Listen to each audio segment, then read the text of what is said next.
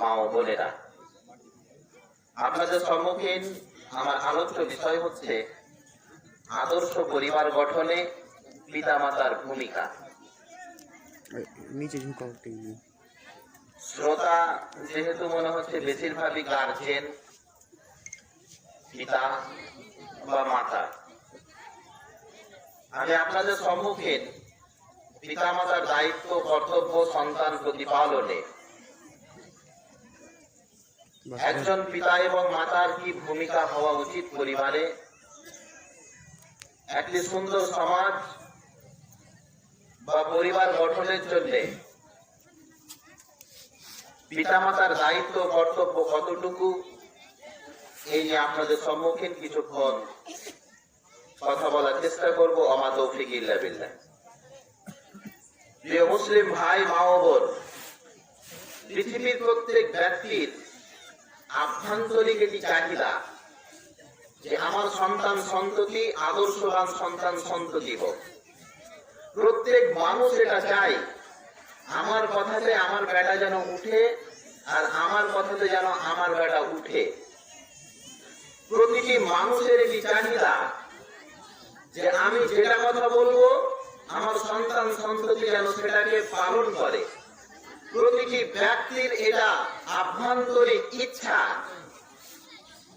যে আমার সন্তান সন্ততি যেন নমুনাদার মিসালি সন্তান সন্ততি হয়। আমি যখন বৃদ্ধ অবস্থায় পৌঁছাবো তখন যেন আমার সন্তান সন্ততি আমার লাঠি হয়। যেই দিন আমার ইনকাম করার কোনো পথ থাকবে না, সেই দিন যেন আমার সন্তান সন্ততি দুই মুঠো খাবার আমার মুখে তুলে দেয়। প্রত্যেক ব্যক্তির এটা চাহিদা। কোন ব্যক্তি এটা চাই না যে আমার যখন সময় শেষ দিকে চলে আসবে, আমি যখন বৃদ্ধ বা বৃদ্ধা হয়ে যাব, আমরা দুজন যখন বুড়ো বুড়ি হয়ে যাব, তখন আমার বাড়ির লাডলা আমার কলিজার টুকরা বেটাটা আমার বসার জায়গা, আমার ঘুমানোর জায়গা বহির ঘরে করে দেবে। এটা কোনো মানুষ চাই না। কোন মানুষ এটা চাই না যে যখন আমরা পুরোপুরি হয়ে যাব তখন আমাদের ওষুধ পাতির জন্য পরের কাছে হাত পাতবো, এটা যেন না হয়। প্রত্যেক ব্যক্তি মনে বড় আশা এটা। আর এর জন্যেই শরীয়তি পরিভাষায় সন্তান সন্ততি পৃথিবীর সবচাইতে বড় সম্পদ বলা হয়েছে। আমি আপনাকে আজকে এই আলোচনার মাধ্যমে বুঝাতে চাইবো বা বুঝাবো, মনে রাখবেন, বড় অট্টালিকা, ডিগ্রিডব্বর, জমি জায়গা, টাকা পয়সা, গাড়ি বাড়ি এগুলো আপনার সম্পদ নয়। সবচাইতে অমূল্যবান সম্পদ হচ্ছে আপনার নেক সন্তান সন্ততি। যেই ব্যাংক ব্যালেন্স সেটা আপনার সম্পদ নয়, যেই ডিগ্রিডব্বর সেটা আপনার সম্পদ নয়, আপনার বড় বাংলো, বড় বাড়ি, বড় গাড়ি এগুলো আপনার বাস্তবে সম্পদ নয়। সবচাইতে বড় আপনার জন্য সম্পদ হচ্ছে আপনার ভালো বেটা, আপনার ভালো বেটি, আপনার ভালো বৌমা, আপনার ভালো পরিবার। এটা হচ্ছে পৃথিবীর শ্রেষ্ঠতম সম্পদ। মানুষ যতই বলুক, আমি বলি এটা পুরোপুরি মিথ্যা কথা। টাকা বাড়ি গাড়ি এগুলো সম্পদ হতে পারে না। শ্রেষ্ঠতম সম্পদ হচ্ছে ভালো বেটা এবং ভালো বেটি, ভালো সন্তান সন্ততি। প্রিয় ভাই মুসলিম, প্রতিটি মানুষ এই চাহিদা করি আমরা, কিন্তু বাস্তবে আমাদের এই কর্মের সঙ্গে মেল কতটা? পৃথিবীতে একজন ব্যক্তি আদর্শ পরিবার গঠনের জন্য কসম খেয়েছিলেন, নাম হচ্ছে ইব্রাহিম আলাইহিস সালাম। এমনি কি বাপ বেটাকে বললেন, ইব্রাহিম আলাইহিস সালাম বেটাকে ইসমাইল, ইব্রাহিম আলাইহিস সালামের বেটাকে ইসমাইল। বাপ বলছেন বেটাকে, বাপ কাকে বলছেন? ইব্রাহিম আলাইহিস সালাম বলছেন ইসমাইলকে। ইব্রাহিম আলাইহিস সালাম কাকে বলছেন? ইসমাইলকে। সম্পর্কটা কি? বাপ বেটা। বাপ বলছেন ইব্রাহিম আলাইহিস সালাম বেটা ইসমাইল আলাইহিস সালামকে, ইন্নী আরাকা ফিল মানাম আন তাসবাহুকা ফানজুর মাজা তারা। কোরআনের ভাষা এটা। ইব্রাহিম আলাইহিস সালাম নিজের ছেলেকে বলছেন, আমি আমার স্বপ্নে দেখেছি রে বেটা যে তোমাকে জবাই করছি, কুরবানি করছি। বাপ বলছেন তাকে, বেটাকে, আমি আমার স্বপ্নে দেখেছি রে কলিজার টুকরা, কি দেখেছি? তোমাকে আমি জবাই করছি, কুরবানি করছি। ফানজুর মাজা তারা। আচ্ছা বেটা বলো তো এই ব্যাপারে তোমার পরামর্শটা কি? বাপ বলছেন বেটাকে, আমি স্বপ্নে দেখেছি তোমাকে কুরবানি করছি, এই ব্যাপারে তোমার মতটা কি বলো? বাপ তো ছেলেকে আদর্শবান বানিয়েছিলেন, বাপ তো বেটাকে 420 বানাননি। আমার আপনার পরিবার কি? আমার আপনার পরিবারের ড্রেস পোশাক কি? আপনার বেটা যেটা জিন্সে পরে বেড়ায়, আল্লাহ মালুম কতটি এদুরে যে ফুটটা করেছে ওই প্যান্ট জিন্সটাকে। ন্যাংটা হওয়া এখন ফ্যাশন হয়, ফ্যাশন নয়। আপনার ছেলেকে যখন আমি বলতে গেলাম যে প্যান্টটা তুমি কোথায় কিনেছো, এত জায়গা কাটা কাটা আর ছিঁড়া ছিঁড়া কেন, বলছে মৌলভী সাহেব এখনকার যুগে এটাই ফ্যাশন। আচ্ছা এটা কি ফ্যাশন হতে পারে? যদি এটাই ফ্যাশন হতো তো সবচাইতে বড় ফ্যাশনিয়ান তো কুকুর শিয়ালেরা। আপনার মেয়েকে যখন দেখি অর্ধনগ্ন হয়ে রাস্তায় চলাফেরা করে, আমার মতন টুপিধারী মৌলভী সাহেব যখন মা বোন বেটি বলে কোনো কথা উপদেশ দিতে গিয়ে আমরা বলি এই পোশাক পরতে পাই না, অর্ধনগ্ন হয়ে রাস্তাতে আসতে হয় না, তখন মা বোন আপনার সন্তান সন্ততি আপনার বেটি তখন ওই মৌলভী সাহেবের দিকে আমল করে বলে এগুলো চলে। যদি ন্যাংটা হওয়াটাই ফ্যাশন হয় তাহলে বোন আমি তোমাকে বলি তোমার চাইতে কুকুর শিয়াল অনেক বড় ফ্যাশন, তার তো পোশাক লাগে না। যদি উলঙ্গতায় ফ্যাশন হয় তাহলে আল্লাহ তাআলা আদম এবং হাওয়াকে বললেন লা তাকরাবা হাযিহি শাজারা, এই তোমরা দুজন এই গাছের নিকটে যেও না। আল্লাহ কাকে বললেন? আদম হাওয়াকে কি বললেন? এই গাছের নিকটে যেও না। কেন, কি কারণে বললেন না? এই গাছের নিকটে যেও না, এই গাছের ফল খেও না। আদম এবং হাওয়ার মাধ্যমে একটা ভুল হয়ে গেল। ভুলটা কি? গাছের নিকটে গিয়ে গাছের ফল খেয়ে নিল শয়তানের প্ররোচনায়। শয়তান ভুলিয়ে ভালিয়ে মা হাওয়া এবং বাপ আদমকে কি করলো? ফল খাইয়ে দিল। যেমনি ফল খাওয়ালো আল্লাহর অবাধ্য কাজ করলো, কি করলো না? আল্লাহর অবাধ্য কাজ করলো। আল্লাহ কি বললেন? না ওই গাছের নিকটেও যাবে না, গাছের ফলও খাবে না। খেয়ে নিল, অবাধ্য করলো, কি করলো না? অবাধ্য করলো। সঙ্গে সঙ্গে আল্লাহ তাআলা আদম এবং হাওয়াকে একটি আযাব দিলেন, শাস্তি দিলেন। বলেন তো শাস্তিটি কি?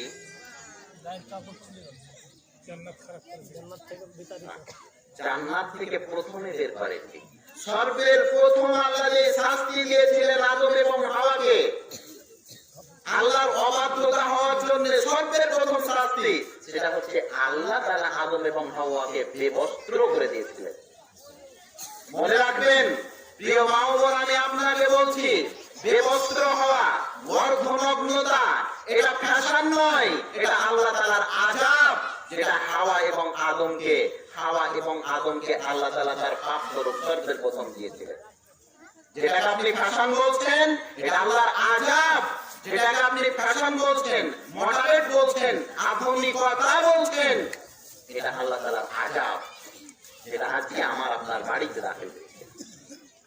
লজ্জা লাগে না সমাজের ওই সমস্ত গার্জেনদেরকে? দেখা বেটি তো নয়, মনে হচ্ছে দুটি জোর ছেড়ে রেখেছে। এই সমস্ত বেটা বেটি জান্নাতে নিয়ে যাবে? এই সমস্ত বেটা বেটি আপনার পরকালে লাঠি হবে? আর আপনি তো এত থার্ড ডিগ্রি আর বদমাশ মানুষ, আপনি এত বেহায়া আপনি যে আপনি বেড়ি খাবেন আর ওই বেটাকে বেড়ি দিয়ে ধরিয়ে নিয়ে আসতে বলবেন। নেই এরকম? এত বদমাশ আর কুলাঙ্গার আপনি যে বেড়িটা ধরিয়ে নিয়ে আসতে বলবেন ছেলেকে। আচ্ছা বলেন, যে বেটা বেড়ি ধরিয়ে এনে দিলে আজকে আপনাকে, সেই বেটা আজ থেকে 20 বছর 50 বছর পরে আপনাকে গহিল ঘরে ঘুমাতে দেবে না, তো কোনটা বেটা গহিল ঘরে ঘুমাতে দেবে? না, মৌলভী সাহেব বেটাতে খেতে দেয় না, মৌলভী সাহেব বেটাতে বাড়ি থেকে বের করে দিয়েছে, মৌলভী সাহেব বেটা ওষুধের দাম দেয় না, বেটা ওষুধের দাম দেবে না মানে? আপনি বেটাকে কোনোদিন কথা বুঝাতেই পারেননি, বাবা রে তোর মায়ের পায়ের নিচে তোর জান্নাত। আল্লাহ কি বলছেন? আল্লাহ বলছেন নিশ্চয় আমি ছেলেদের জান্নাত রেখেছি মায়ের পায়ের তলে। আল্লাহ বলছেন মেয়েদের পায়ের তলে, মায়েদের পায়ের তলে ছেলেদের জান্নাত। এই কথাটা যদি আপনার ছেলেকে আপনি বুঝাতে পারতেন, আপনার ছেলে 18টা স্ত্রীকে তালাক দেওয়া ভালো মনে করত, কিন্তু মায়ের চোখের এক ফোঁটা পানি ফেলাকে বড় পাপ মনে করত। কিন্তু আপনি এটা বুঝাননি কোনোদিন। বেটাকে যদি এই কথা বুঝাতে পারতেন। নবী করিম সাল্লাল্লাহু আলাইহি সাল্লামের কাছে একজন ব্যক্তি এলেন, এসে বললেন আল্লাহ রাসূল আমি সবচাইতে বেশি শ্রদ্ধা করব কাকে, সবচাইতে বেশি ভালোবাসবো কাকে? আল্লাহ রাসূল বললেন তোমার মাকে। আল্লাহ রাসূল তারপরে কাকে? তোমার মাকে। তারপরে কাকে? তোমার মাকে। তারপরে কাকে? তোমার বাবাকে। 3টি ভাগ দিলেন মাকে, 1টি ভাগ দিলেন আব্বুকে। এই হাদিস যদি আপনার ছেলেকে আজকে আমি এই মজলিসে বুঝাতে পারি, আপনার ছেলেকে যদি আজকে বুঝাতে পারি, আপনার ছেলে মেয়েকে যদি আপনি বুঝাতে পারতেন সারা জীবনে, আল্লাহর শপথ করে বলছি আপনার সেই ছেলে মেয়ে মরে যাওয়াটাকে ভালো মনে করত, কিন্তু মা বাবাকে বাড়ি থেকে বের করে দেওয়া এটা সবচেয়ে বড় পাপ মনে করত। আজকে বেটা বউ নিয়ে ঘরে শান্তিতে, আর আপনার হাতে আলু জুটে না, অঞ্চলে তেল খেয়ে আপনি দিন যাপন করেন। এটা কেন হলো? এটা হবে না। আপনি যখন যুবক ছিলেন, আপনি যখন ঠিকঠাক ছিলেন, তখন ওই বেটাকে যে বিড়ি কিনা করা উচিত। আপনি যখন ঠিক ছিলেন, তখন ওই বেটাকে একটা বড় মোবাইল দিয়েছেন, তো ওই বেটা ওখানে ঢিঙ্গা টিকা গান দেখছিল, আপনি আর একটা মোবাইলে দেখছিলেন। ছিল না এটা? প্রস্তুত থাকুন ওই সমস্ত বাপেরা যারা আজকে নিজের সন্তান সন্ততিদের জীবন নিয়ে ছিনিমিনি খেলছেন। অবশ্যই প্রস্তুত থাকেন, আপনার মতন 3rd ডিগ্রি বেটাকে, আপনার মতন 3rd ডিগ্রি বাপকে আপনার ওই বেটা একদিন গভীর ঘরেই ঘুমাতে দেবে। বকরি ছাগলের সঙ্গে আপনি সেই দিন ঘুমাবেন। প্রস্তুত থাকেন। কিন্তু কি খবর? ইব্রাহিম আলাইহিস সালাম বলছেন নিজের ছেলেকে যে আমি বেটা স্বপ্নে দেখলাম। কি দেখলাম? তোমাকে কুরবানি করছি। আমি স্বপ্নে কি দেখলাম? তোমাকে কুরবানি করছি। তো বেটা কি এই স্বপ্নের মানে বুঝে না? বেটার যদি স্বপ্নের মানে বুঝতে, এই স্বপ্নের মানেটা কি? বাপ বলছেন আমি স্বপ্নে দেখেছি তোমাকে কুরবানি করছি, আর মানে তো এটা যে বেটার মৃত্যু। এই স্বপ্নটার মানে কি? বাপ বলছে আমি স্বপ্নে দেখেছি আন্তার বাহুকা ফান্দুর মা বা তারা, আমি স্বপ্নে দেখেছি তোমাকে কুরবানি করছি। তোমার মতামতটা বেটা বলো একবার কি? তো এই কথাটা কি ইব্রাহিম আর ইসমাইল আলাইহিস সালাম বুঝতে পারেননি না পেরেছেন? তো এই কথাটার মানেটা কি হয় বলেন তো? এই কথাটার মানে কি এটা নয় যে আমার বেটা জান দেবে আছি? কথাটার মানে তো এটাই, আমি তোমাকে কুরবানি করছি। মানে ইসমাইল এই কথা বুঝতে পারেননি? এই স্বপ্ন বাস্তবায়ন মানে আমার জান চলে যাওয়া। এই স্বপ্ন বাস্তবায়ন মানে বাপ যেমন তৌহিদপন্থী, বেটা তেমন তৌহিদপন্থী। বাপ যেমন আল্লাহ ভীরু, বেটা তেমন আল্লাহ ভীরু। বাপ বললেন বেটাকে স্বপ্নে দেখেছি আল্লাহ তোমাকে চাইছে। বেটা তখন কি বললেন? আপু আপনি করে ফেলুন যেটা আপনার প্রতিপালক আদেশ করেছেন, সাতাজুদুনি ইনশাআল্লাহু মিনাস সাবিরিন, নিশ্চয় আপনি আমাকে ধৈর্যশীলদের অন্তর্ভুক্ত পাবেন। বাপ বলছেন বেটাকে, বেটারে আমি স্বপ্নে দেখেছি তোমাকে কুরবানি করছি, তো তোমার মতামত কি? বেটা তখন বাপকে উত্তর দিচ্ছে, আপু আপনি যেটা স্বপ্নে দেখেছেন সেটা আপনি করুন, নিশ্চয় আপনি আমাকে ধৈর্যশীলদের অন্তর্ভুক্ত পাবেন। এর মানে কি? বাপের কথাতে বেটার জান।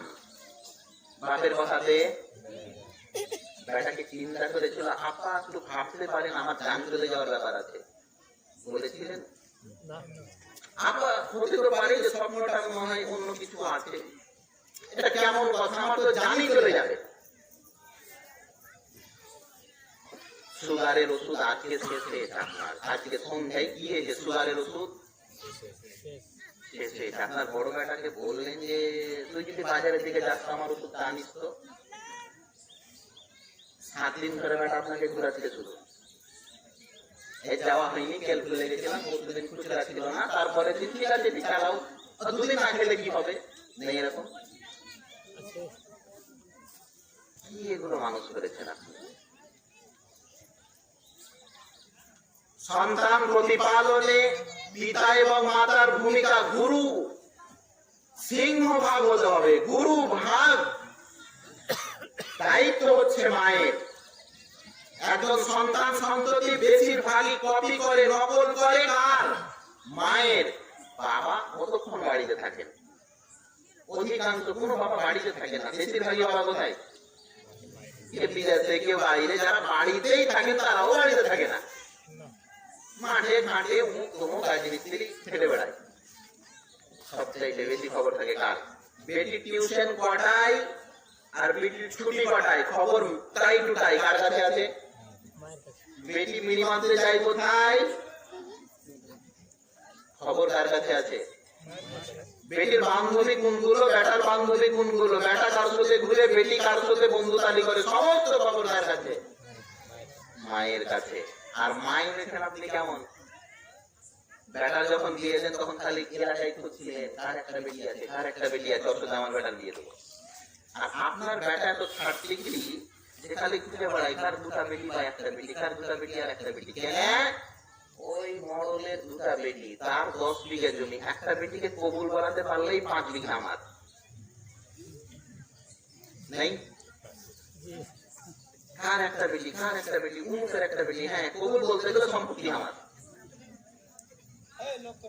মোচে পাক দিয়ে যে বেটিকে আনলেন পরের বাড়ি, এই বেটিকে আপনার মাথার উকুন দেখে দেবে?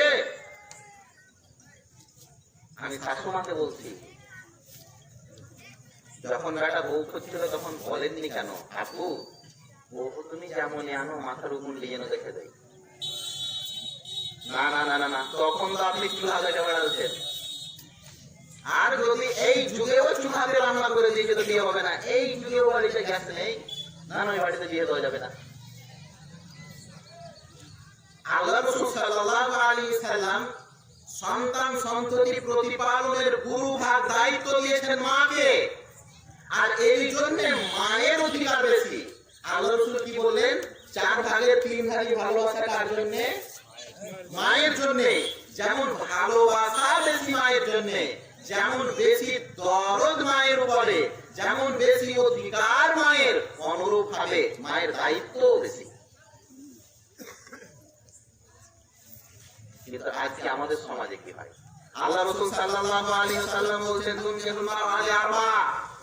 দুনিয়াতে মানুষেরা বিবাহ করে তো মেয়েদের 4টি জিনিস দেখে। আল্লাহ রাসূল দেখতে বলেন 4টি জিনিস, এই কথাটা আপনি ভুল বুঝবেন না।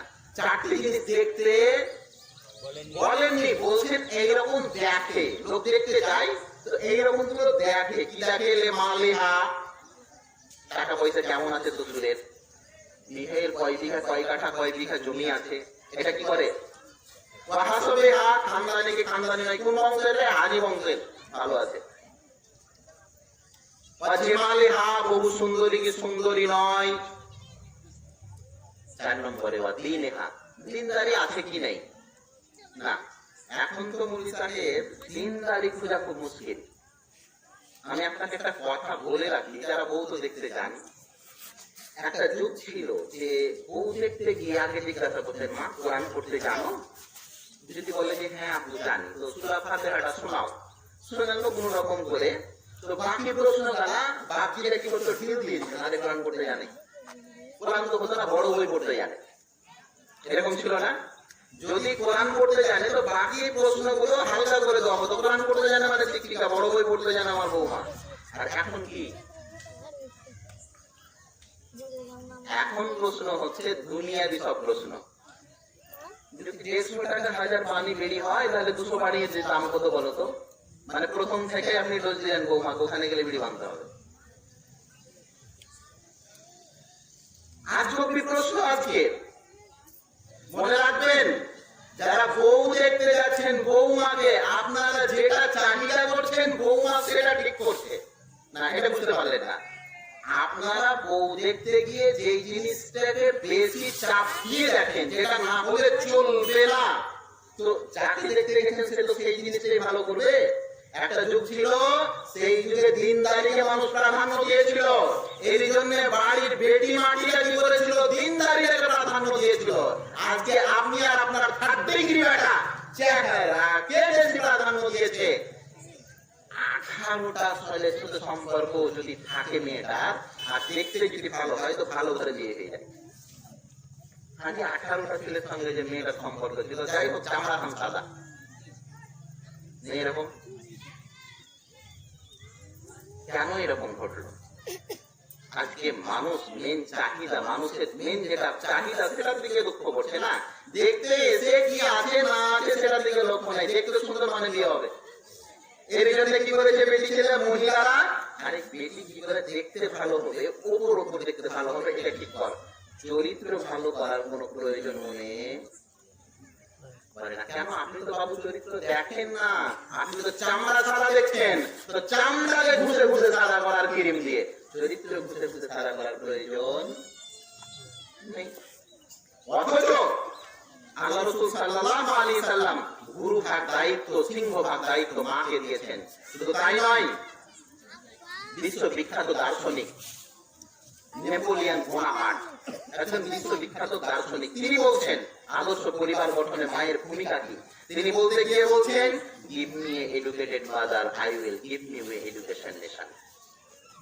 নেপোলিয়ান বোনাপার্ট বলছেন, এই দুনিয়ার মানুষ শোনো, তোমরা আমাকে একজন আদর্শবান মা দাও, আমি তোমাদেরকে আদর্শবান জাতি উপহার দেব। তোমরা আদর্শবান মা তৈরি করো, তাহলে আদর্শবান জাতি তৈরি হবে। মা যদি বোরকা পরে চলাফেরা করে, বেটির ক্ষমতা নেই শর্ট ব্লাউজ পরে রাস্তায় বের হওয়ার। মা যদি সুন্দরভাবে ঢেকে ঢুকে রাস্তায় চলাফেরা করে, বেটির ক্ষমতা নেই রাস্তায় অর্ধনগ্ন হয়ে বেড়ার। আর মাই যদি অর্ধনগ্ন হয়ে বেড়ায়, আপনার বউ তো কাপড় পরেছে কোন দিক দিয়ে কে জানি, তলপেট গোটাই দেখা যায়, দেখা যায় না?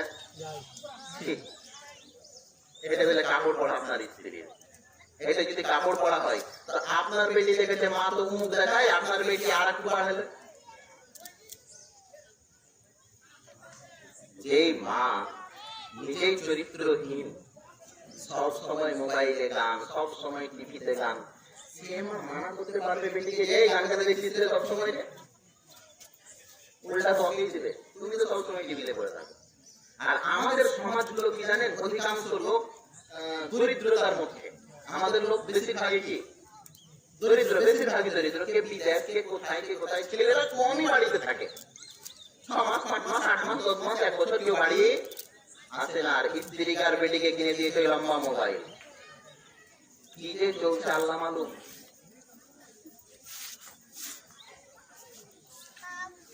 জামাইকে বিদেশে যাওয়া 18 মাস হয়ে গেছে, তার স্ত্রী হচ্ছে 2 মাসের প্রেগনেন্ট। আপনি ভাবেন অঙ্কটা আজকে কোথায়, পরিস্থিতি আজকে এরকম নয়। আল্লাহ পাক রব্বুল আলামিন স্পষ্ট ভাষায় বলছেন, ইয়া আইয়ুহাল্লাযীনা আমানু লা তুলহিকুম আমওয়ালুকুম ওয়ালা আওলাদুকুম আন যিকরিল্লাহ ওয়া মান ইয়াফআল যালিকা ফাউলাইকা হুমুল খাসিরুন। আল্লাহ বলছেন, হে ঈমানদার ব্যক্তিগণ, লা তুলহিকুম আমওয়ালুকুম ওয়ালা আওলাদুকুম আন যিকরিল্লাহ, তোমার টাকা পয়সা, তোমার ধন সম্পদ, তোমার আত্মীয় স্বজন, তোমার বেটা মাটি যেন তোমাকে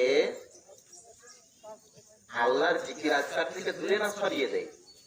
অন্যত্রে আল্লাহ তাআলা বলছেন, ইয়া আইয়ুহাল্লাযীনা আমানু কু আনফুসাকুম ওয়া আহলিকুম নারা। এই গার্জিয়ান, এই মা ও বাবা শোনো, আল্লাহ তাআলা বলছেন যে পরিবার ব্যক্তিগণ, আল্লাহ তাআলা বলছেন কু আনফুসাকুম আহলিকুম, ছেলে এবং মেয়ে উভয় শামিল এখানে। আল্লাহ তাআলা বলছেন তোমরা তোমাদের সন্তান সন্ততিকে জাহান্নামের আগুন থেকে বাঁচাও, যে জাহান্নামের আগুনে আল্লাহ তাআলা জ্বালাবেন অসংখ্য পাথরকে। এই প্রস্তুতি গ্রহণ করেছেন বেটাকে ভালো করার জন্য? কোন প্রস্তুতি নাই। প্রত্যেক মানুষ সন্তান সন্ততির প্রতিপালনের ব্যাপারে শারীরিক যতটা বিচক্ষণতা অবলম্বন করে, চারিত্রিক কোন পরিবার, চারিত্রিক কোন তার প্ল্যান নেই। প্রত্যেক বাপ মা, প্রতিটি বাপ মা বেটার শরীর দুর্বল এটা খুব ভ্রুক্ষেপ দেয়, বেটাকে অসুখ হয়েছে এটা খুব ভ্রুক্ষেপ দেয়, বেটা কাঁপছে এটা খুব ভ্রুক্ষেপ দেয়, বেটা কিছুদিন ধরে ভালো করে খাই না খুব ভ্রুক্ষেপ দেয়, বেটাকে জ্বর ঠান্ডা খুব ভ্রুক্ষেপ দেয়। বড় বড় ডাক্তার দেখায়। শারীরিক প্রতিপালনের জন্য প্রত্যেক মা ও বাবা খুব সচেতন।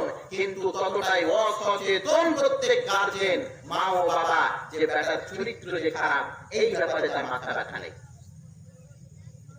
শারীরিক প্রতিপালনে যতটা মা বাপ সচর, চারিত্রিক প্রতিপালনে প্রত্যেক মা ও গার্জেন ততই উদাসীন। আর এই সমস্ত উদাসীনতা আপনাকে জাহান্নামের মধ্যে নিয়ে যাবে। এই কথাই স্পষ্ট রাসূল সাল্লাল্লাহু আলাইহি সাল্লাম বলছেন। প্রিয় ভাই মুসলিম, আমি আপনাকে বলতে চাইছি, জাতিকে, সমাজকে একটি সুন্দর পরিবার যদি আপনি উপহার দিতে চান, তাহলে আপনার বেটাকে, আপনার বেটিকে একটা ভালো মা দেন। না, বুঝতে পারলেন না? পোতার মুখে যদি দাদু দাদু শব্দ শুনতে চান, তাহলে বাড়িতে ভালো বৌমা আনেন। আর বৌমা যদি আনেন ডিস্কো ড্যান্সার, দ্বিতীয় দিনই বলবে একটু দাদুর সাথে কথা বলবি না? নেই এরকম? আস্তাগফিরুল্লাহ। এটা মেয়ে বলেন তো? আমরা এইটুকু বয়সে দেখলাম যে দাদাদের ভালোবাসা পোতাদের উপরে বেটার চাইতে বেশি। যদি দাদার সামনে পোতাকে মেরেছে বেটা, দোষ করেছে পোতা, তারপরও যদি বেটা মেরেছে, তো ওই দাদু তার দিকে হবে, পোতার দিকে হবে, বেটাকে ডাঁটবে। হ্যাঁ, তুই মারছিস, ছোট ছেলে ভুল করতে পারে, বকবে না? বকে। আর ওই পোতাকে যদি আপনার বৌমা বলে, তো দিদির ঘর যাস না। আপনি কোলে নিয়েছিলেন, এরই জন্য আপনার পোতাকে আপনার বৌমা মারছে। কেন সে ঘর গেছিলি বল? এই কথা নিয়ে ঠাটাচ্ছে। আর আপনার পোতা ওই ঘরে ওর মা মারছে মানে আপনার বৌমা, আর আপনার পোতা ওখান থেকে দাদু দাদু দিদি দিদি বলে চিল্লাচ্ছে। আপনিও রাগে যেতে পারছেন না। আর ওই যে একটা খবিস মেয়ে এনেছেন বাড়িতে, জাহান্নাম তৈরি করে দিয়েছে পরিবারটাকে, আপনি কিছুই বলতে পারছেন। আপনি বিশ্বাস করুন, ঘরে বসে বসে কাঁদা ছাড়া আপনার কোনো পথ নেই। প্রতিটি বাড়ির এই সমস্যা, কিন্তু এই সমস্যার সমাধান কোথায়? পোতাকে ভালো মা এনে দেন, তবেই তো হবে। বেটাকে ভালো বউ মা এনে দেন, তবেই তো সমাজটা সুন্দরভাবে পরিচালনা হবে। কেমন সমাজ পরিচালনা হবে? যে এইরকম ভাবে ইব্রাহিম আলাইহিস সালাম কি আদর্শ পরিবার তৈরি করলেন। একদিকে বেটা ইসমাইলকে বলছেন, তোমাকে জবাই করতে চাই, তু চা চিরা শব্দ নয়। ভালো সময় নেননি ইসমাইল আলাইহিস সালাম, বাপ বললেন এটা, তখন বেটা বললেন আপনি করেন, আমাকে সেই ব্যাপারে ধৈর্যশীলদের অন্তর্ভুক্ত আপনি পাবেন। আজকে এরকম বেটা না, আপনি সেই ব্যাপারে প্রস্তুতি গ্রহণ করেন না। মনে রাখবেন, এই সন্ততি আপনার ভবিষ্যতে লাঠি। আজকে যারা কুচি বাচ্চা না, যেটাকে আপনি বলছেন কুচি বাচ্চা, আমার বেটার বয়স 8 বছর 10 বছর, এটা 8 বছর 10 বছর নয়। আপনি যখন ওই নাপারক হয়ে যাবেন, যেই দিন আপনার পিঠের হাড্ডি সোজা হবে না, যেই দিন বাথরুম আর পেশাবখানা যাওয়ার ক্ষমতা থাকবে না, যেই দিন সমস্ত হাড়গুলো আপনার কাছে হাত জোর করে ক্ষমা চেয়ে নেবে, না আর খাড়ো হতে পারছি না, সেই দিন এই আপনার ছোট্ট বেটাটি আপনার জন্য লাঠি হবে, আপনার শিরদাঁড়া হবে, আপনার হাড্ডি হবে, আপনার মাংস হবে, আপনার শক্তি হবে। সেই দিন আপনার বেটা আপনাকে হাতে করে তুলে নিয়ে গিয়ে, কোলে করে তুলে নিয়ে গিয়ে লাঠির মতন দাঁড়িয়ে তাকে ধরে ধরে বাথরুম যাবেন। এই সুযোগ যদি আপনি চান, মরার পরে যদি আপনি সুখে থাকতে চান, তাহলে অবশ্যই আপনি পরিবারে একটি আদর্শ পরিবার ছেড়ে যান। বেটা মাটি এমন ছেড়ে যান, সন্তান সন্ততি এমন ছেড়ে যান। বাপ মরে গেছে, মা মারা গেছেন, বাবা মারা গেছেন, বাপ মরে গেছে, বেটা সেই দিনই মসজিদের এক কর্নারে এসে গজর নয়নে কাঁদছে, কেন বাবাকে যে মাটিতে আজকে পুঁতে এলাম, মাকে যে আজকে মাটির তলে পুঁতে এলাম, বাবার চেহারাটা যে সারাদিন আজকে চোখের সামনে ঘুরফের করছে। সেই দিন বেটা কি করেছে? মসজিদে গিয়ে তাহাজ্জুদের নামাজ পড়ার পরে আল্লাহর কাছে দোয়া করছেন, রব্বির হামহুমা কামা রব্বায়ানি সাগীরা। আপনি বিশ্বাস করুন, পৃথিবীর কোটি কোটি টাকা সম্পত্তি একদিকে, আর আপনার বেটার বেটির এই রব্বির হামহুমা কামা রব্বায়ানি সাগীরা একদিকে। আল্লাহ রাসূল সাল্লাল্লাহু আলাইহি সাল্লাম বলছেন, সবচাইতে বেশি মূল্যবান হচ্ছে এটা। আচ্ছা, আপনি কোন জায়গায়? আদর্শ পরিবার কোথায় আছে আমাদের? সন্তান সন্ততি প্রতিপালনের জন্য আপনাকে গুরুভাগ দায়িত্ব দেওয়া হয়েছে, আপনাকে সিংহভাগ দায়িত্ব দেওয়া হয়েছে। এই দায়িত্ব থেকে আপনি কি করে দূরে সরে চলে যেতে পারেন? নবী করিম সাল্লাল্লাহু আলাইহি সাল্লাম বলেন, মানুষ যখন মারা যায় ইদা মাতাল ইনসান কাতা আনহু আমালু, যখন মানুষ মারা যায়, যখন মানুষ মারা যায়, আমি আপনি সবাই একদিন মারা যাব, মানুষ যখন মারা যায় তো তার আমলের সম্পর্ক তার সঙ্গে বিচ্ছিন্ন হয়ে যায়। না, এটা বুঝতে পারলেন না, একটু ভালো করে আমার দিকে দেখুন তো। আল্লাহ রাসূল বলছেন মানুষ যখন মারা যায় তখন তার আমলের সম্পর্কটা কি হয়, কেটে যায়। ধরে নেন কথার কথা ঈশান নামাজ পড়ে বসে আছেন আর এখনই মারা গেলেন, তো ফজরের নামাজের দিকে পাবেন? হ্যাঁ ঠিক, বন্ধ হয়ে গেল, আর কিছু নেই, যা পড়ে নিয়েছেন ওটি চলে গেল, খাতে আর নেই, যেখানে গেলেন ওখানে পুলিশ দাঁড়িয়ে পড়ে গেল। এই শেষ নামাজ কি এশারের শেষ নামাজ, হ্যাঁ তারপরে আর নামাজ নেই, ঠিক আছে, খাতা বন্ধ। বুঝতে পারলেন কথাটা? মানুষ মারা গেলে তার আমল নামায় আলমে কি লেখা হয় না, এটা শেষ হয়ে গেছে, হয়ে গেছে, খাতা বন্ধ হয়ে গেল আপনার। কিন্তু নবী করিম সাল্লাল্লাহু আলাইহি সাল্লাম বলছেন মানুষ মারা গেলে তার তিনটি আমল বন্ধ হয় না, চালু থাকে, জারি থাকে। তার মধ্যে এক সাদকায়ে জারিয়া। মানুষ মারা গেলে তার আমল বন্ধ হয়ে যায় তিনটি ব্যতীত। এক নম্বর আমল মরে যাওয়ার পরেও আপনাকে উপকৃত করবে, এক নম্বর কি সাদকায়ে জারিয়া, এমন সাদকা যেটা প্রবাহিত আছে, চলমান নেকি। ধরে নিন কথার কথা, মসজিদে আপনি একটা বল দিয়েছেন কারেন্টের, ইলেকট্রনিক, তো বলটা জ্বলছে, মানুষ উপকৃত হচ্ছে, আপনি মরে গেছেন কিন্তু আপনার খাতা কিন্তু তখন বন্ধ হয়নি। মসজিদে একটা ফ্যান দিয়েছেন, ওই ফ্যানটা ঘুরে নামাজে হাওয়া খায়, নামাজেরা উপকৃত হয়, তো এই ফ্যানটা যতদিন ঘুরবে আপনার হার্টবিট যদি ঘুরলেও যায় আপনার খাতা বন্ধ হবে না। এটা হচ্ছে সাদকায়ে জারিয়া। দ্বিতীয় নম্বর নবী করিম সাল্লাল্লাহু আলাইহি সাল্লাম বললেন এমন জ্ঞান যে জ্ঞান দ্বারা মানুষ উপকৃত হবে। আপনি আপনার বেটা বেটিকে কোরআনের শিক্ষা দিয়েছেন, কিসের শিক্ষা? কোরআনের শিক্ষা দিয়েছেন। তো এই কোরআনের শিক্ষায় শিক্ষিত বা শিক্ষিত বেটা বা বেটি যতদিন অবধি চলতে থাকবে, আপনি মরে গিয়ে আপনি কবরে থাকেন বা না থাকেন সেটা বড় কথা নয়, আপনার আমল নামায় কিন্তু নেকি লেখা।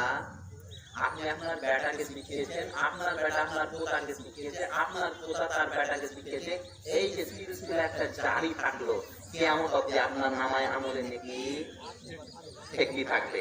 এইরকম যদি আপনি বেটিকে শিখিয়ে রাখেন, বেটি তার ছেলে মেয়েকে শিখাবে, তার ছেলে তার ছেলে মেয়েকে শিখাবে, চলতেই থাকবে। তৃতীয় নম্বরে যেটি কথা সেটি হচ্ছে আমার বিষয়ের সঙ্গে সম্পর্কিত। আল্লাহ রাসূল বললেন মানুষ মরে গেল তিনটি আমল বন্ধ হয় না। এক সাদকায়ে জারিয়া, দুই এমন জ্ঞান যেটা মানুষ আপনার পরে উপকৃত হবে। তৃতীয় নম্বর আল্লাহ রাসূল বললেন নেক সন্তান, ওই সন্তান যখন মা বাবার জন্য দোয়া করবে। যদি আপনি মারা গেছেন, এশারের নামাজটা লেখা হয়েছে, আপনার ফজরের নামাজটা লেখা হয়নি, কিন্তু বেটা নাকি, কিন্তু বেটা বেটি যদি দোয়া করে তাহলে এই দোয়ার নেকি কিন্তু আপনার খাতাতে লিখতে থাকবে। আপনি ভাবতে পারেন কত বড় নেকি এটা। আপনার বেটাকে শিখিয়ে দেখেছেন, আপু এটা মুলবি সাহেব যখন এখান দিয়ে যাবে মসজিদের আগাদিক দিয়ে, তো মুলবি সাহেবকে সালাম দিয়ে যাবে। আপু আপনি যেদিন যেতেন মসজিদের আগাদিক দিয়ে, তো মুলবি সাহেবকে সালাম দিতেন, দিয়ে এগোতেন। এটা দেখে দেখে দেখে দেখে আপনার বেটাটাও শিখে দিয়েছে। আব্বা তো নেই, তো আব্বা কি করতেন, মুলবি সাহেবকে সালাম না দিয়ে মসজিদ ক্রস করতেন না। তো বেটা যেদিন যাই মুলবি সাহেবকে আসসালামু আলাইকুম ওয়া রাহমাতুল্লাহ বলে মসজিদ ক্রস করেন, পার করেন। যদি এই নীতি আপনি শিখিয়ে দিয়ে থাকেন বেটাকে, তাহলে রাসূল সাল্লাল্লাহু আলাইহি সাল্লাম বলছেন এই নেকি কিন্তু আপনার কবরেও পৌঁছাতে থাকবে। না, এই আদর্শটা আদর্শিত নয় আমার সন্তান সন্ততি। আপনার মারা 6 মাস হয়নি, জমি জায়গা নিয়ে আপনার স্ত্রী তার মাকে তো কত মারপিট, এরকম আশ্চর্য পরিবেশ আজকে। এরা সন্তান সন্ততি নয়, এরা দাজ্জাল। এরা কি মানুষ? কি করে একজন সন্তান সন্ততি এইরকম হতে পারে যে তার মা বাবা, যেই মা বুকের রক্ত খিলিয়ে খিলিয়ে ওই বদমাশটাকে মানুষ করেছে, যেই মা বুকের রক্ত খিলিয়ে খিলিয়ে ওই বদমাশটাকে মানুষ করেছে, আর ওই বদমাশটা আজকে বউ নিয়ে ঘরে কুরকুচ করছে, আর তার মা আজকে মাথায় ছাউনি দিকে পায় না। এটা কি মানুষ না মানুষ নামে শয়তানে? এটা মানুষ ছেড়ে গেছেন আপনি দুনিয়াতে, এটা মানুষ ছেড়ে যাননি, পশু প্রাণী ছেড়ে গেছেন। আল্লাহ শপথ করে বলছি, পশু প্রাণীও যদি ছেড়ে যেতেন তার চাইতে ভালো হতো। বিশ্বাস হয় না? আপনি যদি আপনার স্ত্রীর জন্য একটা বকরি পাখিও ছেড়ে যেতেন তো কমসে কম 2-4টা বাচ্চা দিত, দুধ খেত। কিন্তু এই হারামজাদাকে ছেড়ে গেছেন, এইটুকুও করবে না। আজকে আপনাকে গুরুভাগ দায়িত্ব পালন করতে হবে সন্তান সন্ততির জন্য। গুরুভাগ দায়িত্ব পালন করবেন মা। প্রিয় মা, আমি আপনাকে বলতে চাইছি, আপনি মা রূপে আমাদের জন্য মাথার তাজ, আপনি মা রূপে আমাদের জন্য অহংকার, আপনি মা রূপে আমাদের জন্য শ্রদ্ধনীয় ব্যক্তি। অবশ্যই আপনি শ্রদ্ধনীয় ব্যক্তি। আপনি পেটি রূপে আমাদের জন্য জান্নাত যাওয়ার একটি মাধ্যম, আপনি পেটি রূপে আমাদের জন্য জান্নাত যাওয়ার একটি মাধ্যম। অবশ্যই আপনাদের হাতেই রয়েছে আদর্শ পরিবার গঠনের ভূমিকা, আদর্শ পরিবার গঠনের ভূমিকা। এই ভূমিকা যে আপনাকে পালন করতে হবে। আপনার বেটা আপনার স্ত্রীর সামনে বাঁ হাতে পানি ঢক করে দাঁড়িয়ে খেয়ে নিল, আপনার স্ত্রীর কোনো গুরুত্ব নেই। আপনার 5 বছরের 6 বছরের বেটা আপনার মাকে বলছে আমি সুসু লেগেছে সুসু, তো আপনার স্ত্রী বলছেন যে ওই কলের গোড়ায় দাঁড়িয়ে ওখানেই করে দে। তা আপনার বেটা তো রবার্টের পেট পড়েছিল, ওখানে বের করে ওখানে সুসু করে দিল। এটা হচ্ছে আপনার স্ত্রী। একে নিয়ে আপনি সমাজ পরিচালনা করবেন কিভাবে? একে তো করা যাবে না। নবী করিম সাল্লাল্লাহু আলাইহি ওয়াসাল্লামের কাছে একজন ব্যক্তি এলেন। নবী করিম সাল্লাল্লাহু আলাইহি ওয়াসাল্লাম সেই ব্যক্তিকে দেখার পরে আল্লাহ রাসূল সাল্লাল্লাহু আলাইহি ওয়াসাল্লাম একটি ছোট বাচ্চাকে খুব চুমাচাটি করছিলেন, ভালোবাসছিলেন। তখন সেই ব্যক্তি বললেন, আল্লাহ রাসূল, আমার তো সন্তান সন্ততি, আমি তো কোনোদিন তার আগে চুমাচাটি করি না, এত ভালোবাসি না। নবী করিম সাল্লাল্লাহু আলাইহি ওয়াসাল্লাম তখন আদেশ দিলেন, বললেন তার অন্তরে কি লাগিয়ে দেওয়া হয়েছে তার ভিন্নতা কার। উমর ইবনে আবু সালামা রাদিয়াল্লাহু তাআলা আনহু থেকে বর্ণিত, তিনি বলছেন, আমি নবী করিম সাল্লাল্লাহু আলাইহি ওয়াসাল্লামের নিকটেই কিছুদিন ছিলাম, তারই দায়িত্বে কিছুদিন ছিলাম। একদিন আল্লাহ রাসূলের সঙ্গে খেতে বসেছি। কি করতে? খেতে। আমাদের সঙ্গে আমাদের ছেলে মেয়েরা খেতে বসে না, খেতে বসেছি। তো আবু সালমা বলছেন যে খেতে বসেছি, ইতিমধ্যে আমি ওই প্লেটে হাত দিয়ে ভাতগুলো এরকম এরকম করছি। আমাদের বাচ্চারা করেন এরকম, কোন দিকে খেতে হয় ওরা বুঝে, কোন মনে বসে খেতে হয় ওটাও বুঝে না, কোন হাতে খেতে হয় ওটাও বুঝে না। তো উমর ইবনে আবু সালমা বলছেন, আমি ওই রকমই করছিলাম। ইতিমধ্যে নবী করিম সাল্লাল্লাহু আলাইহি সাল্লাম বললেন, ইয়া গোলাম সামিল্লাহ কুল বিয়ামিনিক ওয়াল কুল মিম্মা ইয়ালিক। আল্লাহ রাসূল সাল্লাল্লাহু আলাইহি সাল্লাম বললেন, এই ছেলে শোনো, ডান হাতে খাও, ডান হাতে খাও, তোমার খাবারের নিকটে যেটা আছে সেটা থেকে তুমি আরম্ভ করো, সেটা দিয়ে খাও। আল্লাহ রাসূল সঙ্গে সঙ্গে ছেলেকে বাধা দিলেন, সঙ্গে সঙ্গে গোলামকে বাধা দিলেন, সঙ্গে সঙ্গে বাচ্চা ছেলেকে বাধা দিলেন। এই ভাবে খেতে হয়। আপনার ছেলে দাঁড়িয়ে দাঁড়িয়ে পানি খেতে, আপনি তো কোনোদিন বাধা দিবেন না, এটা তো হওয়া উচিতই ছিল না। সন্তান সন্ততিকে আদর্শবান বানাতে হবে না, শিষ্টাচার শিখাতে হবে না। এর জন্য আমি বলছি, মা বাবার মধ্যে মায়েরই গুরু ভাগ। কেন? আমরা আপনারা দেখবেন অধিকাংশ মানুষ ঘুমানোর দোয়া কি? আল্লাহুম্মা বিসমিকা। এই ঘুমানোর দোয়াটা অধিকাংশ মানুষ কার কাছে মুখস্থ করেছেন? বেশিরভাগ লোক মায়ের কাছে নেই। ঘুমানোর দোয়া, পেশাব পায়খানায় যাওয়ার দোয়া, খাওয়ার দোয়া, এই দোয়াগুলো বেশিরভাগই মানুষ মায়ের কাছে মুখস্থ করে, পারে না? বেশিরভাগ ছেলে কি বলে খেতে হয়? বিসমিল্লাহ বলে শিক্ষাটা কে দেয়? এটা হচ্ছে প্রাইমারি শিক্ষা, প্রাথমিক শিক্ষা, যেগুলো শিক্ষা পাই কোথা থেকে? মা বাবার কাছ থেকে। কিন্তু আজকে পরিস্থিতি, ও মাই তো জানে না কিভাবে খেতে হয়। এত ভয়ঙ্কর পরিস্থিতি। সন্তান সন্ততি প্রতিপালনের জন্য আপনার কোনো ভূমিকা নাই। প্রিয় ভাই বন্ধু, প্রিয় বাবা, আমি আপনাদেরকে বলতে চাইছি, বারবার একটি কথা যেটা রিপিট করতে চাইছি, বুড়হাতি কালে যদি একটু সুখে থাকতে চান, বুড়হাতি কালে যদি একটু সুখে থাকতে চান তো আদর্শ পরিবার গঠন করুন। বুড়হাতি কালে যদি একটু শান্তিতে থাকতে চান তো আদর্শ পরিবার গঠন করুন। আর আদর্শ পরিবারের সূচনাই হতে পারে না যদি আদর্শবান মা সমাজে না আনেন। আদর্শবান মা যদি সমাজে না আনেন তাহলে হতেই পারে না, হতেই পারে না সেই সমাজ কি আদর্শবান হতে পারে। আপনি বিদেশে আপনার স্ত্রীকে ফোন করেছেন, ও তো টিভিতে ছাম্মাস্তল্য দেখছে, আর আপনার স্ত্রীকে ফোন করলেন, কি করছো অমুকের মা? তখন বলছে কিছুই নেই, খেলার আগে নিয়ে খেলাধুলা করছি। তখন ওই বেটাটা দেখছিল মা টিভি দেখছিল আর মা আপাকে ছোট্টা কথা বলে দিলে, এই বেটা কেমন করতে ভালো হবে?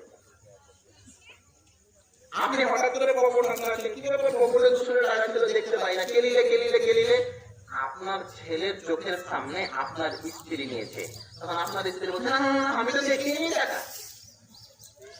তো আপনি কি করবেন? মনে হয় কোন কি আমি ভুল করেছিল, হ্যাঁ কিছু তো হয়েছে, আমি মনে হয় কোনটা ভুল করেছিল, রাস্তায় পড়ে গেছে কোথায়। তো এই বেটা যখন দেখছে ও 200 টাকা তো মা হেঁটলে দিলে, তারপরের দিন এই বেটা পকেটে হাত দিয়েছে, দেবে না? ছেলের চরিত্রটা খারাপ করলো কে? আল্লামা ইকবাল রাহিমাহুল্লাহ নাম শুনেছেন? সারে জাহাঁ সে আচ্ছা কিন্তু তা হামারা হাম বুলবুলে দিয়েছিলি মুস্তা হামারা, এটা উনারই লেখা। আল্লামা ইকবাল রাহিমাহুল্লাহ বলছেন, যখন আমার স্ত্রীকে আমি বকা দিতাম, যখন আমার স্ত্রী ভুল করতো, ডাটা লাগতো, তখন আমি আমার স্ত্রীকে বকতাম, কিন্তু সন্তান সন্ততির সামনে নয়। সন্তান সন্ততিকে বাইরে পাঠিয়ে দিলাম, তখন আমার স্ত্রীকে বকা দিতাম। কেন? আমি যদি আমার বেটা বেটির সামনে আমার স্ত্রীকে বকা দিই, আমার স্ত্রীকে বকি কোনো ভুল কাজ করার জন্য, তাহলে আমার স্ত্রী মানে তাদের মা, আমার স্ত্রী মানে তাদের মা। আমি যদি আমার স্ত্রীকে বকা দিই আমার ছেলে মেয়েদের সামনে, তা হতে গেলে যেটা আমার স্ত্রী সেটা তাদের মা। আমি যদি তাকে বকি তাহলে তার শ্রদ্ধাটা আমার সন্তান সন্ততির সম্মুখীন কমে যাবে। তারা কি মনে করবে মাকে আব্বা বকেছে তো আমি বকতে আবার কি? মাকে আব্বা এমনি প্রতিদিন মারে, আমি এক স্যান্ডেল মারলে কি? এর জন্য ইকবাল রাহিমাহুল্লাহ বলছেন, যখনই আমার স্ত্রীকে বকা লাগতো তখন আমি সেখান থেকে কি করতাম? সন্তান সন্ততিকে দূরে করতে। কিন্তু আজকে আমাদের সমাজের মধ্যে এটা গঠিত হচ্ছে না। প্রিয় ভাই মুসলিম, সন্তান সন্ততিকে সবচাইতে বড় যেটা ভূমিকা পালন করতে হবে পিতামাতা, বিশেষ করে মা। এই মর্মে আমি আপনাকে বলি, বেটা বেটিকে ছোট থেকেই সুসম্পূর্ণ আকীদা এবং চরিত্রবান বানান। কেননা গবেষকদের একটি কথা, উল্লেখযোগ্য গবেষকদের একটি কথা, শৈশবের শিক্ষা যেন পাথরে অঙ্কিত নকশা।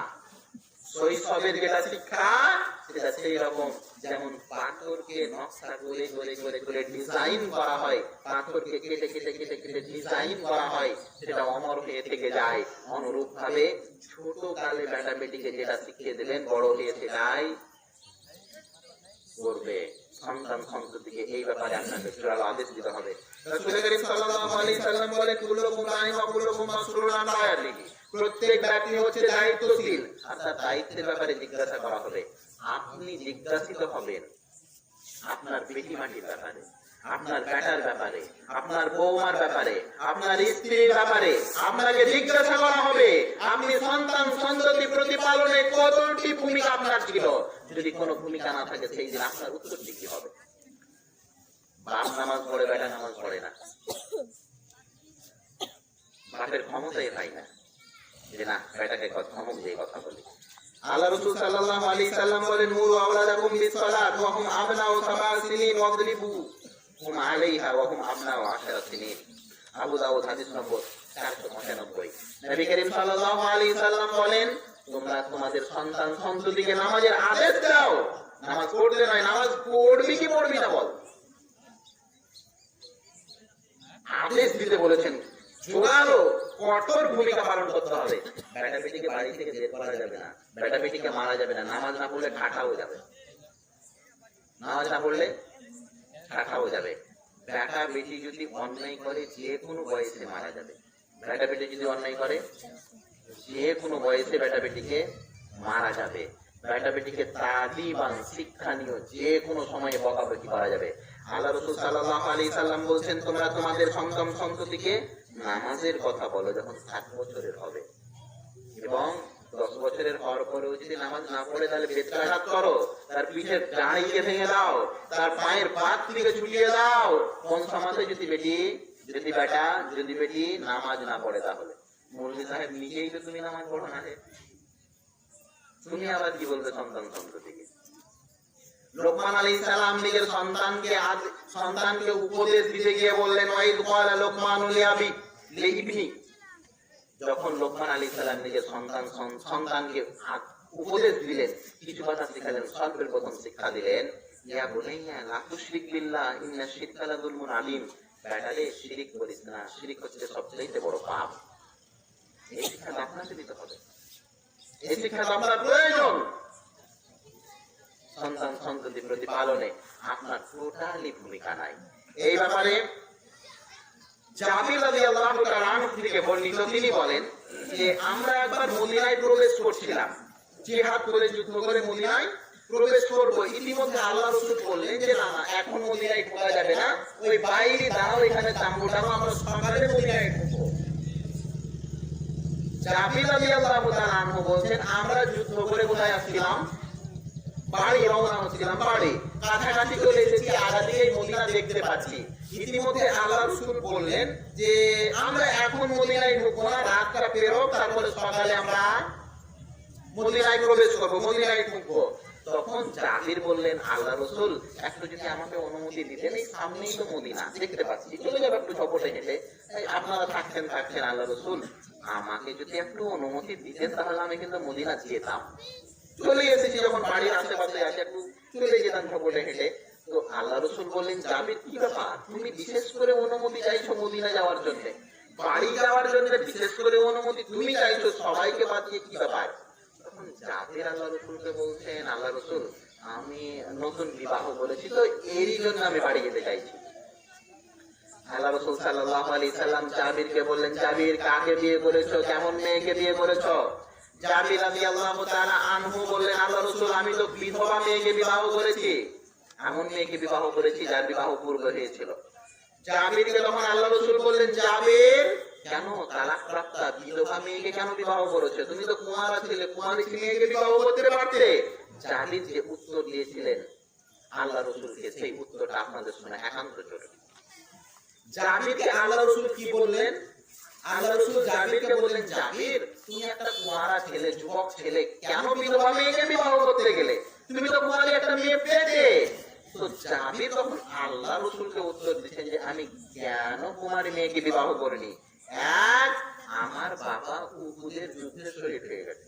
জাবির কি বলছেন? আমার বাবা উহুদের যুদ্ধে শহীদ হয়ে গেছে, আর 7টি মেয়ে রেখে গেছে। কটি মেয়ে? 7টি আমার বোন রেখে গেছে। আমার বাবা উহুদের যুদ্ধে শহীদ হয়ে গেছে, আমার বাবা 7টি মেয়ে রেখে গেছে, 7টি বোনকে ছেড়ে আমার বাবা এই দুনিয়া ত্যাগ করেছেন। একটি কারণ আমি বিধবা মেয়েকে বিবাহ করেছি তার। তারপরে জাবির বলছেন, এর জন্য আমি বিবাহ করেছি বিধবা মেয়েকে।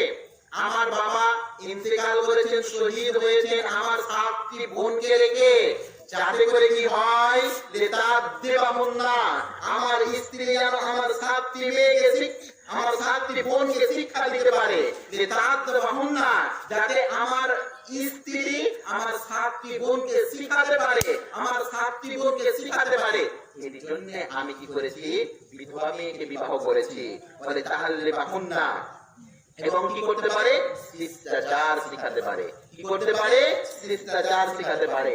খেতে কিভাবে হয়, চলতে কিভাবে হয়, পেশাব পায়খানা কিভাবে করতে হয়, মানুষের সঙ্গে কথা কিভাবে বলতে হয়, এগুলো যেন আমার স্ত্রী আমার ওই 7টা বোনকে শিখাতে পারে। 3 নম্বরে জাবির রাদিয়াল্লাহু তাআলা আনহু বললেন, এরই জন্য আমি বিধবাকে বিবাহ করেছি আল্লাহ রাসূল, যে তারাজ্জুলহুন্না, যাতে করে আমার স্ত্রী আমার বোনদের দেখাশোনা করতে পারে, প্রতিপালন করতে পারে, চিরুনি করে দিতে পারে, মাথায় তেল লাগিয়ে দিতে পারে, সুন্দর করে সেবা যত্ন করতে পারে। এরই জন্য আমি কি করেছি, বিধবা মেয়েকে বিবাহ করেছি। 4 নম্বর কারণ বললেন, যাতে করে আমার স্ত্রী আমার এই বোনদের উপরে কঠোর থাকতে পারে। দেখুন তো জাবিরের যে বুদ্ধি। কেন বিধবা মেয়েকে বিবাহ করেছি? আমার বাড়িতে যে 6টা 7টা ছাত্রী আছে, ওই ছাত্রীটিকে যেন পড়াতে পারে। মনে রাখবেন, আমি আপনাকে এক কথা বলে যাই আজকে, যেটা হে যুবক তোমাকে আজকে বলছি, যেটা তুমি আজকে বউ বলছো না, বউ বউ বউ খুব শখে আছো, বউ খুঁজছো, চামড়া সাদা মানে বউ বলছো, যেটা তোমার আজকে বউ 2 বছর পরে তোমার বেটা বেটির মা না, এটা তুমি বুঝতে পারো না। যেটাকে আজকে তুমি বউ বলে খুঁজাখুঁজি করছো, সেটা তোমার আজকে বউ, কিন্তু 2 বছর পরে তোমার বেটা বেটির মা। যেটা তোমার বাড়িতে জান্নাত রেখেছো, তোমার মা বাবা, যেটাকে তুমি জান্নাত বলছো, তোমার মা বাবা, তার কিন্তু বৌমা ওটা, তার কি, তার বৌমা। তুমি সব সময় লক্ষ্য রাখবে, আমি যাকে স্ত্রী বলছি সেটা আমার সন্তান সন্ততির মা, যেটা আমি বউ বলছি এটা আমার বাড়ির মাথা, যেটা আমি বউ বলছি সেটা আমার পরিবারের ইজ্জত, যেটাকে আমি বউ চয়েস বা পছন্দ করার জন্য বের হয়েছি, শুধু এটা আমার বউ নয়, এটা আমার মা বাবার লাঠি, এটা আমার পরিবারের ইজ্জত, আমার পরিবারের মান সম্মান। এর জন্য তো আমরা শুনে থাকি, উমুকের বউটা একদম বেকার, উমুক পরিবারটাকে ছাড়খাড় করে দিল উমুক মেয়েটা, উমুকের পরিবারটা উমুক বংশটাকে বেকার করে দিল উমুক বউটা এসে। এর জন্য তো শুনতে পাই। এর জন্য আজকে তোমাকে বলি, যেটাকে তুমি পছন্দ করছো সেটা শুধু তোমার বউ নয়, সেটা তোমার সন্তান সন্ততির মা। এবার তুমি দেখো তোমার মাকে, তোমার সন্তান সন্ততিকে কেমন মা উপহার তুমি দিবে। যেমন চিনি দিবে মিষ্টি কিন্তু বাবা সেই রকমই হবে, যেমন চিনি দিবে মিষ্টি কিন্তু সেই রকমই হবে। তুমি যদি বলো এমনি চলতে ফিরতিতে যে না দেখতে রূপবতী হতে গেলেই সুন্দর, এর প্রয়োজন ছিল না। সন্তান সন্ততি প্রতিপালনের জন্য গুরুভাগ দায়িত্ব হচ্ছে পিতা মাতার, তার মধ্যে মায়ের। প্রিয় ভাই, আমি আপনাকে যে কথা বারবার বোঝানোর চেষ্টা করছি, বাড়িতে সুন্দর মা নিয়ে আসুন, আদর্শ পরিবার গঠন হবে। পরিবার সুন্দরভাবে পরিচালনা করার জন্য আপনার স্ত্রীকে কুরবানি দিতে হবে। না, এটা বুঝতে পারলে না, কুরবানি কি জিনিস মুরগি সাহেব? আত্মত্যাগ করতে হবে। কি করতে হবে? আত্মত্যাগ করতে হবে। আমি আপনাকে বলছি, আপনি এত বড় হারামজাদা, বিড়ি না খেলে আপনি মরে যাবেন। বিড়ি না খেলে কি হবে? কথা মেনেই দিলাম, আপনি মরেই যাবেন। আপনাদেরই কথা এগুলো। যে মুরগি সাহেব ছাড়তে পারি না, কত যে চেষ্টা করছি মুরগি সাহেব, ছাড়তে পারি না। পৃথিবীতে একমাত্র এটা খাবার জিনিস বা পান করার জিনিস যেটা পায়খানাতে যে মানুষ খায়। দুনিয়াতে কোনো খাবার দেখেছেন যে পায়খানায় যে খায়? বিড়ি বাজিয়ে দুনিয়াতে খাবারই নেই যেটা পায়খানায় খায়। ঠিক, আরে পায়খানা ঢুকতে গেলে তো নাকে হাতে ঢুকবে গো। পায়খানায় ঢুকতে গেলে তো নাকে কাপড় দিয়ে ঢুকি। আর আপনি 3rd ডিগ্রি মানুষ, কত বেহায়া, ওই ফুক ফুক করে বিড়ি আর গুলিয়ে পায়খানায় ঢুকেন। ঠিক, এটা তো লজ্জা থাকা উচিত। আর পায়খানাটাকে আর খাওয়ার জিনিস রে আল্লাহ, ওখানে তো যতক্ষণ থাকি মনে হচ্ছে শ্বাস নালে ওই ভালো। কিছুক্ষণ বিনা শ্বাসে যদি জিন্দা থাকা যেত তো পায়খানায় শ্বাস নিতাম না। কিন্তু এই সুযোগ ধরে মরে যাবো কখন? তারপরে ওস্তাদ ফেরত এত 3rd ডিগ্রি আপনি। আমি যে কথা আপনাকে বলছিলাম, বিড়ি না খেলে যদি আপনি মরেই যান, তো বিড়ি না খেলে যদি মরে যান তাহলে আমি তো আর কিছু বলছি না। তো বিড়ি যেহেতু ছাড়তে পারবেন না, 3rd ডিগ্রি মানুষ আপনি, তো কমসে কম বেটা বেটির উপরে তো জুলুম করিয়েন না। ওই বেটা বেটির সামনে তো খেয়েন না। না মুরগি সাহেব, আপনি কিন্তু ভুল মানে আমাদের করিয়েন না। মুরগি সাহেব বিড়ি খেতে বলেছে, খালি বেটা বেটির আগের দিকে খেতে মানা করেছে। না না না, এই কথা কিন্তু বলিনি। আপনি যদি 3rd ডিগ্রি হন তাহলে এই কাজটা করবেন আর এই মানেটা বের করবেন। যদি বিড়ি না খেয়ে মরেই যান তো কমসে কম এই সন্তান সন্ততির উপরে জুলুম করিয়েন না। এই ছোট ছোট ছেলেদেরকে সালাইয়া দিলে সালাইয়া আনতে পাঠায়েন না, বিড়ি আনতে পাঠায়েন না। আজকে বেটাকে দিলেন, বেটা বিড়িটা একবার ধরিয়ে নিয়ে আই, কালকে বললেন কিনে নিয়ে আই, পরশু দিন বেটা বলছে বিড়িটা তো নিয়ে গেলে বন্ধ করবে, তো জলে কিনে দিয়ে কি করবে বেটা?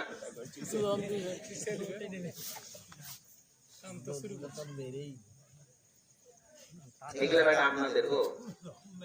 আর বেটা এইরকম আছে, জিয়া মুন্সি সাহেবের কাছে খুতবা লিখছেন, আজকে যদি একটু খুতবাটা এটা দিতেন, মা বাবার কি অধিকার, কেন গো এই খুতবা কেন দিতে হবে? বেটা আমার কয়দিন ধরে খেতে দেয় না, তখন খুতবা খুব জোর আলমুন্সি সাহেব আপনার। আর তখন যে আপনি বকরি গাধা তৈরি করে রেখেছেন তখন আপনার প্রক্ষেপ ছিল না। ব্যাটা কথা শুনবে না মানে 14 গোষ্ঠীকে কথা শুনতে হবে। আপনাকে শোনালাম না, বাপ বললেন ব্যাটাকে, ব্যাটারে তোমাকে জবাই করবো, ব্যাটা কি বললেন?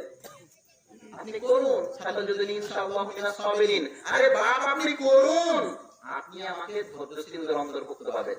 ব্যাটা বউ ছাড়বে কি, সব কিছু ছেড়ে দেবে বাপের জন্য, মায়ের জন্য। ব্যাটাকে তো কমসে কম বুঝান, ব্যাটারে জান্নাত আল্লাহ রেখেছে তোর তোর মায়ের পায়ের নিচে।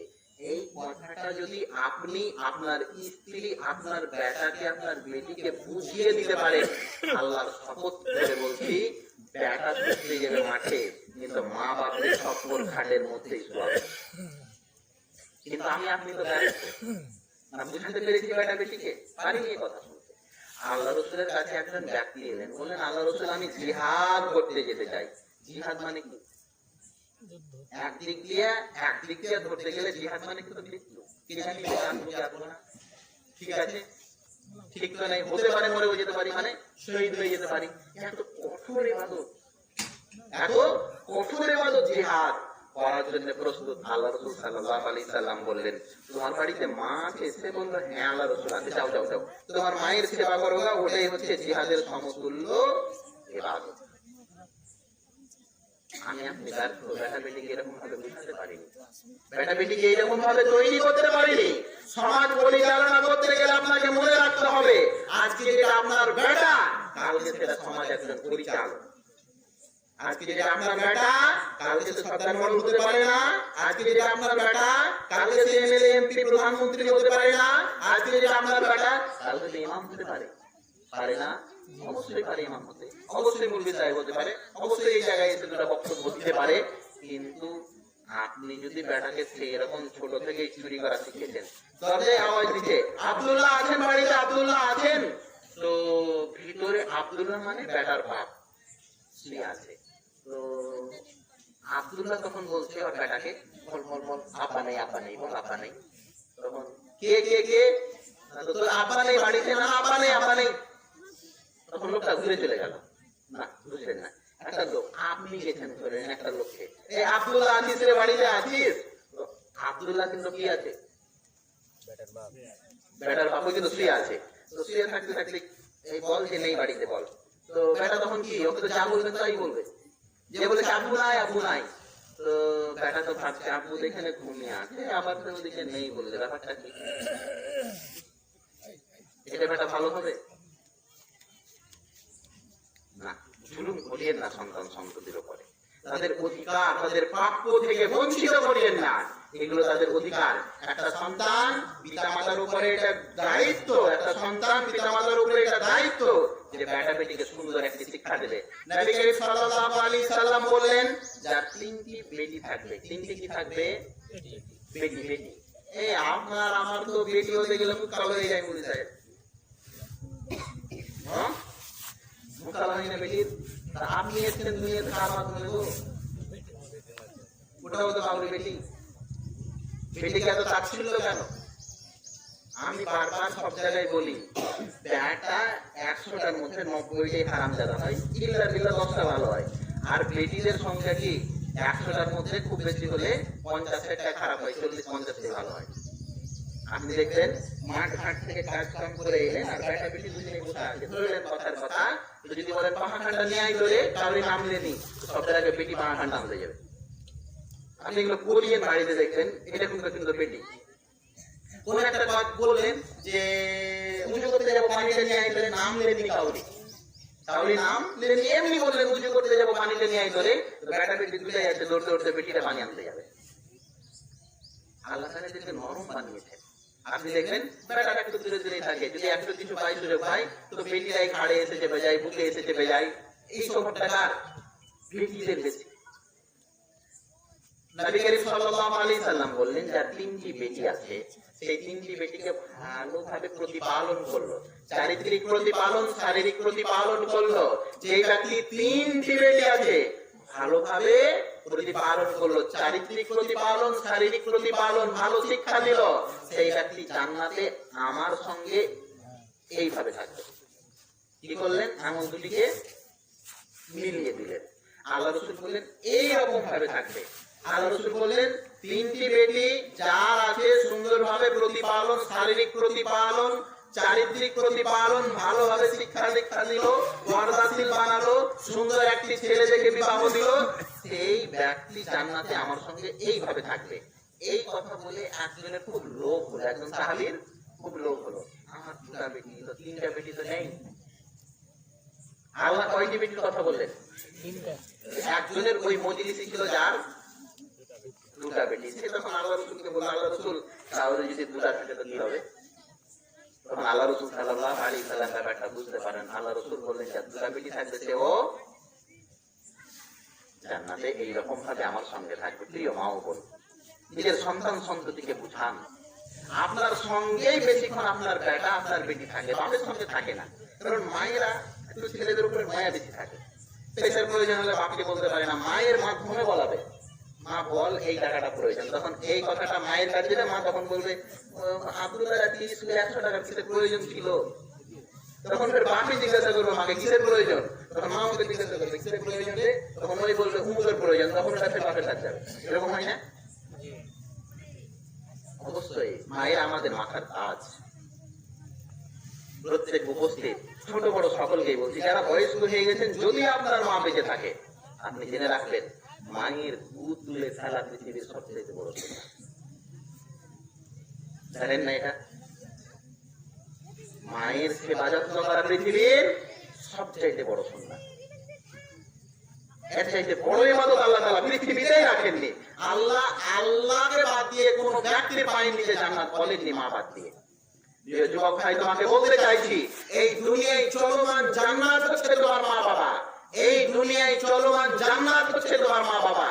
এই মা বাবাকে যেমন ভাবে তুমি সেবা করবে তেমন ভাবে চলবে। স্ত্রীকে বলবে দেখো আমাকে ভাত পানি দিতে একটু 19 হতে পারে, আমি মাথায় কিছু করব না, কিন্তু মায়ের সঙ্গে যেন দুর্ব্যবহার তোমার না হয়। যদি তোমার মুখ দিয়ে এই কথা বের হয়, আল্লাহর কসম বলছি জান্নাত দেওয়া তোমার জন্য সহজ হবে। পরের বেটিটাকে এই কথা বুঝিয়ে দিবে, দেখো তুমি আমার একটা কাপড় যদি সাফ করতে একাদিন লেট লুট পেয়ে যায়, এদিক বুঝি কোনো সমস্যা নাই, অন্যটা পরে নেবো, কোনো সমস্যা নেই, তুমি আমার ব্যাপারে কোনো কম্প্রোমাইজ করে নিও, কিন্তু মনে রাখো আমি কিন্তু কম বেশি করবো না আমার মায়ের সঙ্গে যদি তোমার কিছু বাবাজি গেল। কখনো এটা যুবক তুমি মেনে নিও না। তুমি যদি এইরকম হও তুমি দায়ুস হয়ে যাবে। আমাদের সমাজে বলে না স্ত্রীর কথা শুনেই চলে, দায়ুস হয়ে যাবে। এই পদ্ধতি অবলম্বন করবেন না। সন্তান সন্ততি জান্নাত যাওয়ার একটা মাধ্যম, এদেরকে নষ্ট করবেন না। এরা জান্নাত যাওয়ার একটা মাধ্যম, এদেরকে কখনোই অসম্মান করার চেষ্টা করবেন না। প্রিয় ভাই মুসলিম, আমি আপনাকে আমার আলোচনার শেষ মুহূর্তে এনে যে কথা বোঝাতে চাইছি, সন্তান সন্ততি আমাদের ভবিষ্যৎ, এরাই আমাদের লাঠি। আপনি বিশ্বাস করুন, কোটি কোটি টাকা ছেড়ে গেছেন আপনি, লাখ লাখ টাকা ব্যাংকে আছে, আর যখন আপনি মরতে বসেছেন, মরতে মানে দমটা আসে আর যায়, কখন যে যাই যে আর আসে না বা আসে যে আর যায় না তার ঠিক ঠিকানা নেই। তো ডান দিকে দেখছেন ওই পরের বেটি যাকে কবুল বলে আপনি নিয়ে এসেছিলেন, সে কাঁদছে আপনার পায়ের তলে। আর ডান দিকে দেখছেন যে বড় বেটা হুকরা হুকরা কাঁদছে আপু আপু বলে। আপনি কিন্তু কখনো মরেননি, দমটা আসে আর যায়, আসে আর যায়। বাম দিকে দেখছেন তো বড় বেটি কাঁদছে আর পাপু পাপু করে তেল মাখাচ্ছে। মাথার দিকে দেখছেন তো বড় বৌমাটা মাথায় তেল দিচ্ছে আর বাপু বাপু করছে। ইতিমধ্যে ছোট বেটা তাড়াহুড়া করে এলো, আপু কি হয়েছে বলে মুখে হাতে তেল দিয়ে লাড়ালাড়ি শুরু করলো। সবাই যেন কাটাকাটি করছে, সবাই যেন আমার জন্য দোয়া করছে। আপনি বিশ্বাস করুন, কোটি টাকা রেখে আপনি যতটা সুখ পাননি, আপনার পরিবার যে আপনাকে সুন্দরভাবে শেষ মুহূর্তে এই শেষ বিদায়টা দিচ্ছে, এই শেষ বিদায়টা আপনার ওই কোটি টাকার চাইতে বেশি মূল্যবান। কিন্তু যদি আপনি মরতে বসেছেন, আপনার স্ত্রী ওই পরের ঘরের বেটিটা যেটা আছে, সে একটা ছেঁড়া গোদলাতে ঘুমাতো, স্বামীর দম আসে যায়, বেটা তো আমার দিকে কোনোদিন দেখে না। আর বহু তো আমাকে বলে যে তোমরা তো নোংরা, তোমাদের কাছে গেলে তো আমার করুণা পেয়ে যাবে, এর জন্য দূর থেকেই সালাম। আর আপনার খোদাকে বলে দিয়েছে তোর দাদা 3-4 দিন ধরে গোসল করেনি, ওখানে গেছে না, নেই এরকম। তো দিদির কাজ দিয়েছে না, ও ঝাড়ু ছুড়ে দেয় না ওখানে ভালো করে। আপনি বিশ্বাস করুন, যেই দিন আপনি মরতে বসেছেন, আপনার বেটাকে দেখছেন ব্যস্ততার জন্য সময় দিচ্ছে না, আপনার বৌমা আপনাকে কেউ বলে বের করে দিয়েছে, সেই দিন আপনার অন্য বেটা আপনার জন্য সময় বের করেনি। আপনার বেটি সামান্য একটু জমি জায়গা এদিক ওদিক খেয়েছে, এই জন্য বেটি বলে পাঠিয়েছে, আপনার তো আমি মুখই দেখবো না। যখন এইরকম বাক্য আপনি শুনবেন, দম আসে যায়, আপনি বিশ্বাস করুন, মরে আপনি যত কষ্ট পাবেন না, তার চাইতে বেশি কষ্ট পাবেন এই সমস্ত বাক্য দেবা, এই সমস্ত ব্যবহার। প্রিয় ভাই, আমি আপনাকে বারবার বলতে চাইছি, আদর্শ পরিবার গঠন করুন, এটাই আমাদের কল্যাণ আছে। নচেত আমাদের সমাজটা এমন ভাবে ধ্বংস হয়ে যাবে যে জাতিকে একটি সুন্দর উপহার দিয়ে যেতে পারবেন না। সমাজে মানুষ রূপে কুকুর বাঁদর ব্যবহার, কুকুর বাঁদর চলমান থাকবে, মানুষ রূপে পশুটা নিবাস করবে। যদি আপনি আদর্শবান পরিবার না গঠন করেন, বেটা বেটি যদি ভালো সমাজে না ছেড়ে যান, তাহলে এমনিতে হবে। বেটিকে বুঝান আম্মু বলে বুঝান, বেটাকে বুঝান আব্বু বলে বুঝান, বেটাকে বেটার মতন ভালোবাসুন, বেটিকে বেটির মতন ভালোবাসুন। ভালোবাসার জায়গায় ভালোবাসুন, বকার জায়গায় আপনি বকা দেন। সব জায়গায় ভালোবাসাও ঠিক নয়, আর সব জায়গায় বকাটাও ঠিক নয়। যেই জায়গায় যে পর্যায়ে যেই রকম, সেই রকম ভাবেই ভালোবাসুন।